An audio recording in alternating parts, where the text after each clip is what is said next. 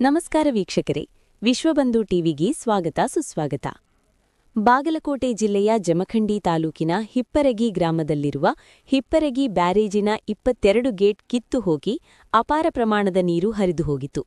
ಇದೇ ರೀತಿ ಮುಂದೆ ಯಾವುದೇ ಅನಾಹುತ ಆಗಬಾರದೆಂದು ಉಳಿದ ಗೇಟ್ಗಳನ್ನು ಬದಲಾವಣೆ ಮಾಡಿ ಸರಿಪಡಿಸಬೇಕೆಂದು ಮತ್ತು ಕೃಷ್ಣಾ ನದಿಗೆ ನೀರು ಬಿಡುಗಡೆಗೆ ಆಗ್ರಹಿಸಿ ರಾಜ್ಯ ಸರ್ಕಾರಕ್ಕೆ ಎಚ್ಚರಿಸುವ ಸಲುವಾಗಿ ಪ್ರತಿಭಟನೆಯನ್ನು 19/1/2026 ಸೋಮವಾರರಂದು ಹಿಪ್ಪರಗಿ ಬ್ಯಾರೇಜ ಹತ್ತಿರ ಪ್ರತಿಭಟನೆಯನ್ನು ತೇರದಾಳ ಶಾಸಕರಾದ ಸಿದ್ದು ಸವದಿ ಮತ್ತು ಜಮಖಂಡಿ ಶಾಸಕರಾದ ಜಗದೀಶ ಗುಡಗುಂಟಿಯವರ ನೇತೃತ್ವದಲ್ಲಿ ಹಮ್ಮಿಕೊಂಡಿದ್ದರು. ಈ ಪ್ರತಿಭಟನೆಯಲ್ಲಿ ಜಮಖಂಡಿ ತಹಶೀಲ್ದಾರ ಅನಿಲ ಬಡಗೇರ ಮುಖಾಂತರ ರಾಜ್ಯ ಸರ್ಕಾರಕ್ಕೆ ಮನವಿ ಪತ್ರ ಸಲ್ಲಿಸಿದರು. ಈ ಸಂದರ್ಭದಲ್ಲಿ ರೈತ ಬಾಂಧವರು, ಕೃಷ್ಣಾ ನದಿ ತೀರದ ನಗರಗಳ ಹಾಗೂ ಎಲ್ಲ ಹಳ್ಳಿಗಳ ಸಾರ್ವಜನಿಕ ಬಂಧುಗಳು ಮುಖಂಡರು ಭಾಗವಹಿಸಿದ್ದರು. ವರದಿ ಲಕ್ಷ್ಮಣ್ ಕಾಂಬಳೆ, ವಿಶ್ವಬಂಧು ಟಿವಿ, ಜಮಖಂಡಿ. ಒಂದು ದೊಡ್ಡ ಯೋಜನೆಗಳು ಅದರಲ್ಲಿ ಇವತ್ತು ನಮಗೆ ದುಃಖ ಅನಿಸ್ತಾ ಇದೆ. ಇಂಥ ಯೋಜನೆಗಳು ಕಷ್ಟಪಟ್ಟು ಎಷ್ಟೋ ವರ್ಷಗಳನ್ನು ಇದರಲ್ಲಿ ಆಯ್ಕೆ ಮಾಡಿಟ್ಟದ್ದನ್ನು ಇದನ್ನು ಸರಿಯಾಗಿ ನೋಡಿಕೊಳ್ಳುವವರೇ ಇಲ್ಲ. ಸ್ವತಃ ನಾನು ಇಲಾಖೆ ಒಳಗೆ PWD ಇಲಾಖೆ ಇರಿಗೇಷನ್ ಆಗಲಿ, ಮೈನರ್ ಇರಿಗೇಷನ್, ಈ ಬೃಹತ್ ಇರಿಗೇಷನ್ದಲ್ಲಿ ಕೂಡ ಎಲ್ಲಿ ನೋಡಿದಲ್ಲಿ ಕೇಳಿ ಬರ್ತಾ ಇದೆ. ಅವರ ಯೋಗಕ್ಷೇಮ ಯೋಜನೆಗಳ ಯೋಗಕ್ಷೇಮ ಮನುಷ್ಯರಿಗೂ ಕೂಡ ಓವರಾಲಿಂಗ್ ಮಾಡಬೇಕಾಗಿದೆ, ರಿಪೇರ್ಸ್ ಮೇಂಟೆನೆನ್ಸ್ ಮಾಡಬೇಕಾಗಿದೆ. ಅಲ್ಲಿ ಸರಿಯಾಗಿ ನೋಡ್ಕೊಳ್ಳಿಕ್ಕೆ ತಾಂತ್ರಿಕ ಒಬ್ಬ ಹೆಲ್ಪರ್ಸ್ಗೂ ಇಲ್ಲಿ ಇದೊಂದು ದೊಡ್ಡ ಹಿಪ್ಪರಗಿ ಡ್ಯಾಮ್ ಕಟ್ಟಿಕೊಂಡಿದ್ದೀವಿ. ಅದ್ರ ಹಿಂದೆ ಹತ್ತಿರಿ ತಾಲೂಕುಗಳು 60% ಹತ್ತಿರಿ ತಾಲೂಕು ಅದ್ರ ಮೇಲೆ ಡಿಪೆಂಡ್ ಅದ. ನಾವು ಹುಡುಗಿ ಎಲ್ಲರೂ ರೈತರು ಕೂಡ ಅದ್ರ ಮ್ಯಾಗೆ ಅವಲಂಬಿತಿದ್ದಾರೆ. ಜಮಖಂಡಿ ದೊಡ್ಡ ಒಂದು ಪಟ್ಟಣ, ಊರು, ಶಹರ್, ಅಲ್ಲಿ ಕೂಡ 1 ಲಕ್ಷ ಜನ ಹೆಚ್ಚು ಪಟ್ಟಿದ್ದಾರೆ. ಅಲ್ಲಿಯೂ ಕೂಡ ಕುರಿ ನೀರಿನ ವ್ಯವಸ್ಥೆ ಇಲ್ಲಿಂದಲೇ ಇದೆ. ಆಮೇಲೆ ಜಲಧಾರೆ ಅಂತ ಏನು ಸ್ಕೀಮ್ ಕೂಡ ಬರ್ತಾ ಇದೆ. ಇಡೀ ಎಲ್ಲ ಹಳ್ಳಿಗಳು ಇಲ್ಲಿ ಬನ್ನಟ್ಟಿ ತಾಲೂಕಾಗಲಿ, ತೇರದಾಳ ಆಗಲಿ ಮತ್ತು ಈ ಜಮಖಂಡಿ ತಾಲೂಕು, ಈ ಒಟ್ಟು ಹಳ್ಳಿಗಳಿಗೆ ಒಂದು 100-120 ಹಳ್ಳಿಗಳಿಗೆ ಕೊಡುವಂತ ನೀರಿನ ವ್ಯವಸ್ಥೆ ಇಲ್ಲೇ ಶುದ್ಧೀಕರಣ ಮಾಡ್ಕೊಂಡು ಹೋದ. ಅಂತ ಒಂದು ದೊಡ್ಡದೊಂದು ಯೋಜನೆ, ಬಹಳ ಮಹತ್ವದ್ದು. ಅದಕ್ಕೆ ಒತ್ತು ಕೊಟ್ಟು ನೋಡ್ಲಿಕ್ಕೆ ತಯಾರಿಲ್ಲ. 2004ರಲ್ಲಿ ಇದನ್ನು ಹಾಕಿದ್ದು ಗೇಟ್ಗಳು ಇವತ್ತು 21 ವರ್ಷ 22 ವರ್ಷ ಕಳೆದು ಈಗಾಗಲೇ ನಮ್ಮ ಸಿದ್ದು ಅವ್ರಿಗೆ ಹೇಳಿದ ಹಾಗೆ ಅದು ಥಿಕ್ನೆಸ್ ಎಲ್ಲ ಕಡಿಮೆ, ಶಕ್ತಿ ಎಲ್ಲ ಕುಂದು ಹೋಗಿದೆ. ಅವಕ್ಕೆ ಮೇಂಟೆನೆನ್ಸ್ ಇಲ್ದಾಗ ಕೂಡ ಮುರ್ಕೊಂಡ್ ಬಿಡಾಕತ್ತಾವು. ಇನ್ನು ಇಷ್ಟೆಲ್ಲ ವಯಸ್ಸಾಗಿ ಅವಕ್ಕೆ ಇನ್ನು 1 ಕೋಟಿ ರೂಪಾಯಿ ಹೆಚ್ಚಿಬೇಕಾಗಿದೆ. ಈಗಾಗಲೇ ಯೋಜನೆ ಹೋಗಿದೆ, ಅರ್ಧಕ್ಕೆ ನಿಂತದ. ಅದು ಕೂಡ ಈ ಮುಂದಿನ ದಿನಮಾನದಲ್ಲಿ ಬಹಳಷ್ಟು ಅವಶ್ಯಕತೆ ಇದೆ. ಅದನ್ನ ಯಾಕಂದ್ರೆ ಯಾವಾಗ ಬೀಳ್ತೋ ಹಣ ದೊಡ್ಡ ದೊಡ್ಡ ಗಾಡಿ ಬರತ್ತೋ, ಟಿಪ್ಪರ್ಗಳು ಬರತ್ತೋ. ಮೊದಲು 20 ಟನ್ ಅಟ್ಟ ಟಿಪ್ಪರ್ಗಳು ಬರ್ತಿದ್ವು. ಈ 40 ಟನ್ 50 ಟನ್ ಟಿಪ್ಪರ್ ಮತ್ತು ಟಿಪ್ಪರ್ ವೇಟ್ ಅದೊಂದು 10 ಟನ್. ಹೀಗೆ 60 ಟನ್ ಮಾಡೋದಂದ್ರೆ ಇದು ನಾವೇ ಮಾಡ್ತಾ ಇರೋ ತಪ್ಪುಗಳು ಮತ್ತು ಅದಕ್ಕೆ ಕ್ಷಮತೆ ಅಷ್ಟಿಲ್ಲ. ಈಗಾಗಲೇ 25 ವರ್ಷ ಆಗಿದೆ. ಇನ್ನು ಯಾವ ಹೊತ್ತಾಗ ಬ್ರಿಡ್ಜ್ ಬೀಳ್ತದೋ ಅದು ಹೇಳಕ್ ಬರಂಗಿಲ್ಲ. ಅದಕ್ಕೆ ಇದನ್ನು ಈಗಾಗಲೇ ನಮ್ಮ PWD ಅವರಿಗಾಗಲಿ, ಮೈಸೂರು ಇರಿಗೇಷನ್ ಡಿಪಾರ್ಟ್ಮೆಂಟ್ DK ಸ್ವತಃ ನಾನು ಹೇಳಿದ್ದೀನಿ. ನಾನು ಸತೀಶ್ ಜಾರಕಿಹೊಳಿ ಕೂಡ ಹೇಳಿದ್ದೆ. ನಾನು ಇವೆಲ್ಲ ಮಾಡಿ ತೋರಿಸಿದ್ದೆ. ಈಗಾಗಲೇ ನಮ್ಮ ಪತ್ರ ವ್ಯವಹಾರ ಕೂಡ ನಡೆದಿದ್ದು. ಅದನ್ನ ಮೈಂಡ್ ನೋಡಕ್ ಹೋಗಿದ್ರಪ್ಪ ನಾನು. ಆ ಬ್ರಿಡ್ಜ್ ಎಲ್ಲಿ ಮಠ ಬಂದದ, ಯಾಕೆ ನಿಂತದ ಅಂತ ಕೇಳಕ್ ಆಫೀಸಿಗೆ ಹೋದ್ರೆ ಅಲ್ಲಿ ಆಫೀಸ್ನಾಗೆಲ್ಲ ಇನ್ಫಾರ್ಮೇಶನ್ ತಗೋಬೇಕಾದ್ರೆ ಕಂಪ್ಯೂಟರ್ ಚಾಲು ಮಾಡ್ಬೇಕಲ್ಲೇ. ಕಂಪ್ಯೂಟರ್ ಚಾಲು ಮಾಡಿ ನಾನು ಹೇಳೋದ್ನಾಗ ಕಂಪ್ಯೂಟರ್ ನಡೆಯಂಗಿಲ್ಲ, ಬಂದ್ ಅದಾವ ಅಂತ ಹೇಳಿದ್ರು ಅವರು ಅಧಿಕಾರಿಗಳು. ಯಾಕೆ ಬಂದದ ಕರೆಂಟ್ ತೆಗೆದಾಡತ್ತಾರ.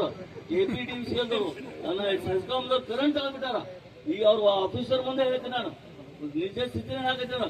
ಇವ್ರಿಗೆ ಇವತ್ತ ಮೇಜರ್ ವರ್ಕ್ಸ್ ಬಂದಾವು ಆ ಆಫೀಸ್ ಇಂಜಿನಿಯರ್ಗಳಿಗೆ.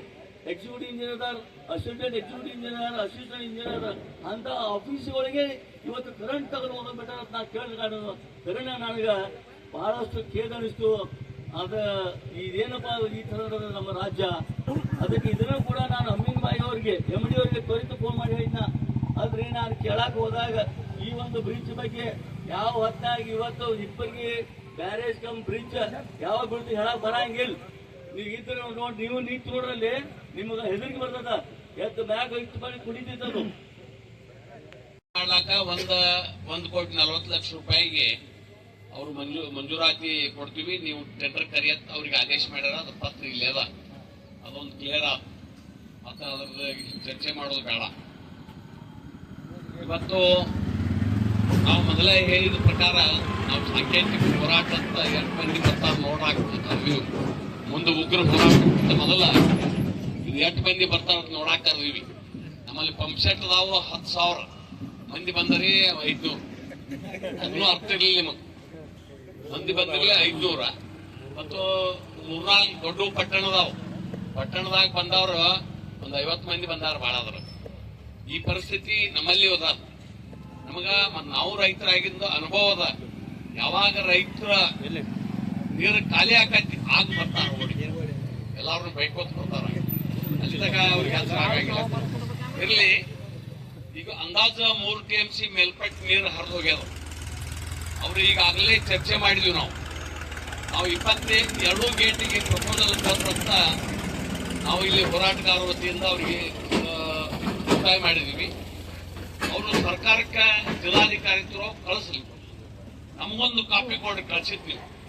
ನಾವು ನಾಳೆ ಅಧಿವೇಶನ ನಡೆದೈತೆ, ಅಲ್ಲಿ ತಗೊಂಡು ನಮ್ಮ ಅಧಿಕಾರಿಗಳು ಇಲ್ಲಿ ನಿಮಗೆ ಕಳಿಸ್ಯಾರ. ಮತ್ತು ಅದನ್ನ ಪ್ರಾಕ್ಟಿಕಲ್ ಅದನ್ನ ಏನೇನು ಪ್ರಾಬ್ಲಮ್ ಅದನ್ನ ಮಾಡಿ ಕಳಿಸ್ರಿ, ಸುಮ್ಮನೆ ಬೇಕಂತ ಕಳಿಸ್ಬೇಡ. ನೀವು ಹೇಳೋ ಪ್ರಕಾರ 10 mm ಥಿಕ್ನೆಸ್ ಇರ್ತಕ್ಕಂಥ ಗೇಟ್ಗಳ ಸೌದು 2 mm ಉಳಿದವು. 2 mm ಮುಂದಿನ ವರ್ಷ ಇನ್ನೊಂದು 4 ಕಿತ್ತೋಗಿ ಇದು ಕಿತ್ತದ್ದು ಅದಕ್ಕೆ 2 mm ಸಲುವಾಗಿ ಕಿತ್ತದ್ದು. ಇದು ಕಿತ್ತೋಕತಿ. ಮತ್ತ ನಿಮ್ಮ ರೂಲ್ಸ್ ಏನ್ ಹೇಳ್ತದ, 15 ವರ್ಷಕ್ಕೊಮ್ಮೆ ಹೊಸ ಗೇಟ್ ಬದಲಾವಣೆ ಮಾಡಿ. ಅದನ್ನು ನೀವು ಮಾಡಿಲ್ಲ, ಇಲ್ಲಿ ತನಕ ಮಾಡಿಲ್ಲ. 2-2.5 ವರ್ಷದಿಂದ ಈ ಗೇಟ್ ಚೆಕ್ಔಟ್ ಆದಾಗ ನಾವು ನಿಮಗೆ ಆಗ ಹೊಸ ಗೇಟ್ ಅಳವಡಿಸೋದು ನಾವು ವಿನಂತಿ ಮಾಡ್ಕೊಂಡಿದ್ವಿ. ನೀವೇನ್ ಮಾಡ್ರಿ, 4 ಕೋಟಿ ರೂಪಾಯಿ ರಿಪೇರಿಗೆ, ಕಲರ್ ರಿಪೇರಿಗೆ ಮಂಜೂರು ಮಾಡ್ರಿ. ಇದು 3 ವರ್ಷ ಅಂತ ಅವನ್ನ ಕೆಲಸ ಮುಗಿಸಿಲ್ಲ. ಆ ಭಾಗದ ದಂಡಿ ಒಟ್ಟು ಮುಗಿಸ್ತಾ ಇಲ್ಲಿ ಉಳಿದವ, ಹಿಂಗಾಗಿ ಇದು ಕಿತ್ಕೊಂಡು ಹೋಗ್ಯದ. ಅದನ್ನು ರಿಪೇರಿ ಮಾಡಲಿಲ್ಲ. ಅದ್ರ ಬಗ್ಗೆನೂ ಸಹಿತ ನೀವು ಅದು ದುರಸ್ತಿ ಕಾರ್ಯಕ್ರಮ ಮಾಡೋದು ಬೇಡ. ಬೇಕಾದ್ರೆ ಈ ಹೆಂಗಿದ್ರು ಟೆಂಪ್ರರಿ ಮಾಡಿರಿ, ಮತ್ತೆ ಇದೊಂದು ವರ್ಷ ನಮಗೆ ನಾವು ಅನುಭವಿಸ್ತೀವಿ. ನೀವು ಮತ್ತೆ ಇದೊಂದು ಗೇಟ್ ಕುಡಿಸಿ ಮತ್ತೆ 10 ವರ್ಷ ಕುಡಿದಾದ್ರೆ ನೀವು ಇದನ್ನು ಕುಡಿಸ್ಲಾಕ ಹೋಗ್ಬೇಡ. ಇದೊಂದು ಕುಡಿಸಿ ನಮಗೇನ ಈಗ ಹೆಂಗಿದ್ರು ಟೆಂಪ್ರರಿ ಬಂದಾಗೈತಿ. ಮಾಡೋದಿದ್ರ 22 ಗೇಟಿಗೆ ಪ್ರಪೋಸಲ್ ಕಳಿಸಿ ಮಂಜೂರಾತಿ ತಗೊಂಡು ಕಳಿಸ್ಬೇಕು. ಒಂದು ಗೇಟಿಗೆ 140 ಅಂದ್ರೆ 22 ಗೇಟ್ಗೆ ಎಷ್ಟಾತಿ, ಆ ಲೆಕ್ಕದ ಪ್ರಕಾರ ಮಂಜೂರಾತಿ ಸರ್ಕಾರ ಕೊಡ್ಲಿ. ಅದೇನು ಕೊಟ್ಟಗಡ್ಲೆ ಇವತ್ತ ಪೇಮೆಂಟ್ ಮಾಡಂಗಿಲ್ಲ. ಇನ್ನು ಮುಂದಿನ ಹೊಸ ಗೌರ್ಮೆಂಟ್ ಮತ್ತೆ ಪೇಮೆಂಟ್ ಮಾಡೋದು ನಮಗೂ ಗೊತ್ತಂತ. ಯಾಕಂದ್ರೆ ಈಗ 4 ವರ್ಷ ಆದ ಪೇಮೆಂಟ್ ಇಲ್ಲ ಯಾರ್ದು, ಯಾವ ಡೆವಲಪ್ಮೆಂಟ್ ಇಲ್ಲ. 31 ಕೋಟಿ ಆಗತ್ತಂತ. ಆ 31 ಕೋಟಿಗೆ ನೀವು ಮಂಜೂರಾತಿ ಸಲುವಾಗಿ ಅದು ನೀವು ಎಸ್ಟಿಮೇಟ್ ಮಾಡಿ ನೀವು ಅವ್ರ ಕಡೆ ಕೊಟೇಶನ್ ತಗೊಂಡು ಕಳಿಸುವಂತ, ಸರ್ಕಾರ ಕಳಿಸುವಂತ ಕೆಲಸ ಮೊದಲು ಮಾಡಿ. ಮತ್ತು ಇದೇನು 1 ಗೇಟ್ ನೀವು ಈಗ ಕೊಟ್ಟಾರತ್ತೀರಿ, ನೀವು ಹೇಳಿದ್ರಿ ಇದ ತಿಂಗಳ ಕೊನೆಗೆ ಅವ್ರಿಗೆ ವರ್ಕ್ ಆರ್ಡರ್ ಕೊಡ್ತೀವಿ. ವರ್ಕ್ ಆರ್ಡರ್ ಕೊಡೋದ್ರಾಗ ನೀವು ವೋಟರ್ ತಯಾರು ಮಾಡ್ಕೋ ಅಂತ ಹೇಳ್ರಿ ಅವ್ರಿಗೆ ಬೇಗನೆ. ಅದನ್ನ ಮಾಡ್ಕೊಳ್ರಿ. ಬೇಕಾದ್ರೆ ಈಗ 4 ಗೇಟ್ ಉಳಿದವ್ರು ಒಂದು ಕಿತ್ತಂದು ಇಲ್ಲಿ ಜೋಡಿಸಲ್ಲ. ಈಗ ಹೆಂಗ್ ಹಾಕ್ಯಾರಿ ಮತ್ತು 22 ಗೇಟ್ಗಳನ್ನ ಅಷ್ಟೇ ಹೇಳಂಗಿಲ್ಲ ನಾವು. ಸ್ಟ್ಯಾಂಡ್ ಬೈ ಗೇಟ್, ಹಿಂದಿನ ಗೇಟ್ ಏನಂತೀರಿ ನೀವು, ಸ್ಟಾಪ್ ಲಾಕ್ ಗೇಟ್. ಆ ಸ್ಟಾಪ್ ಲಾಕ್ ಗೇಟ್ ಒಂದು ಹಾಕಿಲ್ಲ ನೀವು. ಹಾಕ್ಯಾರೋ ಅದೇ 22 ಬೇಡ್ರಿ, 2 ಹಾಕ್ಯಾರಿ ನೀವು. ಯೂಶುವಲಿ ನೇಮ್ ಏನದ, ಅದು 2 ಗೇಟ್ ಹಾಕ್ಬೇಕಲ್ಲ. ಸ್ಟಾಪ್ ಲಾಕ್ ಅದನ್ನ ಇದು ಕಾಚಾ ಇಡುದು. ಈ ಗೇಟಿಗೆ ಪ್ರಾಬ್ಲಮ್ ಆದ್ರೆ ಆ ಗೇಟ್ ನೀರು ಹಿಡಿಬೇಕು. ಸ್ಟ್ಯಾಂಡ್ ಬೈ ಗೇಟ್ ಅಂತೀವಿ ನಮ್ಮ ಭಾಷೆದೊಳಗೆ. ಅದ ಅಷ್ಟಕ್ಕೂ ಆಯ್ತು. ಅದನ್ನ ನಿಮ್ಗೆ ಎಸ್ಟಿಮೇಟ್ದಾಗ 2 ಇರ್ತಾವ. ಅಂದ್ರ ಪ್ರಾಬ್ಲಮ್ ಆದಾಗ ಅಲ್ಲಿ ಹಾಕಲ್ಲ, ಇಷ್ಟ ಇರ್ತಾವ. ಇಲ್ಲಿ ನಿಮ್ಮ ನಿಯಮದ ಪ್ರಕಾರ ಮಾಡ್ರಿ. ನಿಮ್ಮ ನಿಯಮದ ಪ್ರಕಾರ 15 ವರ್ಷಕ್ಕೊಮ್ಮೆ ಈ ಯಾವುದೇ ಡ್ಯಾಮಿನ ಗೇಟ್ ಚೇಂಜ್ ಮಾಡಿ ಹೊಸ ಅಳವಡಿಸುವುದು ಆಯ್ತೇ ಇಲ್ಲ. 25 ವರ್ಷ ಮತ್ತೆ ಕಿತ್ತು ಹೋಗ್ಲಾಗ್ತದೆ. ಏನ್ ಮಾಡ್ತೀರಿ ಮತ್ತೆ 25 ವರ್ಷ ನೋಡ್ರಿ. ಮತ್ತೆ ಈಗ ಹೇಳ್ರಿ ನೀವು, 2 mm ಉಳಿದಾವಿಲ್ಲೋ ಅಂತ ಹೇಳ್ರಿ, ರೈತರಿಗೆ ಗೊತ್ತಾಗ್ಲಿ. ವಿಘ್ನೇಶ್ ಪತ್ರಿಕೆ ಅವರು ಗೊತ್ತಾರಿಲ್ಲ. 10 mm ಇದ್ದಿದ್ದು 2 mm ಉಳಿದವ್ ಥಿಕ್ನೆಸ್ ಅಟ್ ಸೌದ್ ಹೋಗ್ಯಾವಲ್ಲ, ಅವ್ ಹೆಂಗ್ ಉಳಿಲಾಕ ನೀರಿನ ಫೋರ್ಸ್ ಸಾಧ್ಯ ಅದ? ಬ್ಯಾಕ್ ವಾಟರ್ ಹೋಗೈತಿ, ನಮ್ ನೀರು ಹೋಗೈತೆ ತಗ ಆಯ್ತು. ಈಗ ಎಲ್ಲಾ ಬಳದ್ ಹೋಗೈತಿ ಸದ್ದ. ಈಗ ಅದ್ರದ್ದು ಹೇಳ್ಬೇಡ್ರಿ ನೀವು. ಜಾಕ್ವೆಲ್ ಅವು ಇವು ಹೋಗ್ತಾವ. ಮತ್ತ ಈ ಸರ್ಕಾರದಾಗ ಏನ್ ನೇಮ್ ಇಲ್ಲ. ಬ್ಯಾಸಿಗೆ ಒಳಗ ಜಾಕ್ವೆಲ್ ಚಾಲು ಮಾಡಬಾರ್ದು ನೇಮ್ ಐತಿ ಈ ಸರ್ಕಾರಕ್ಕ. ಅದು ಎಕ್ಸೆಂಪ್ಷನ್. ಯಾರು ಬೇಕಾದ್ರೆ MB ಪಾಟೀಲ್ ಅಲ್ಲಿ ಕೌಟಿಗೆ ತೆಗೆದುಕೊಂಡು ಹೋಗಿ ಅವ್ರಿಗೆ ತೆರಿಗೆ ತುಂಬಿಸ್ತಾರ. ಇಲ್ಲಿ ಅತನಿ ಒಳಗ ಈ ಕರಿ ಮಸೂದಿ ನೀರು ಇದನ್ನು ಚಲೋ ಆಕೈತಿ ಸದ್ದ. ಅಲ್ಲಿ ನೀವು ಅದೇನು ಯಾವುದೂ ಪಾಲಿಸಂಗಿಲ್ಲ.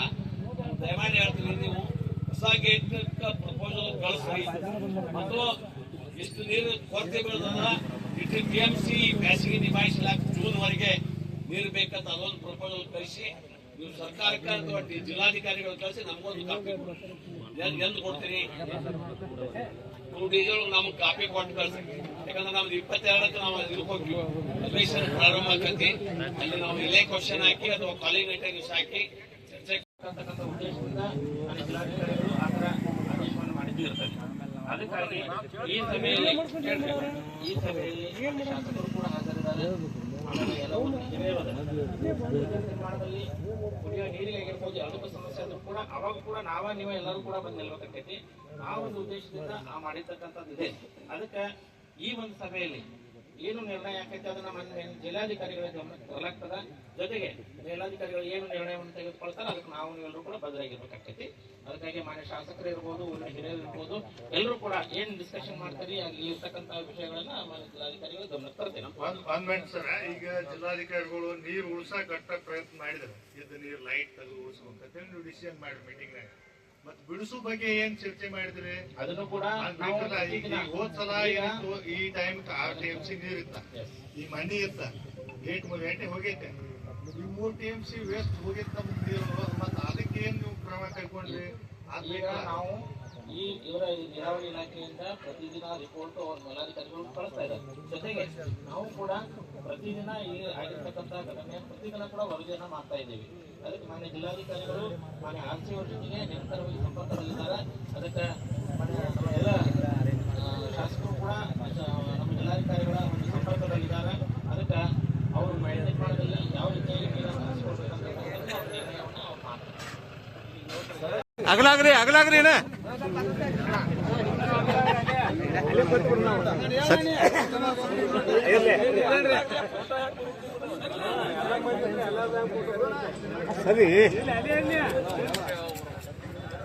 ಮರ ಸರ್ರಿ ಈ ಕಡೆ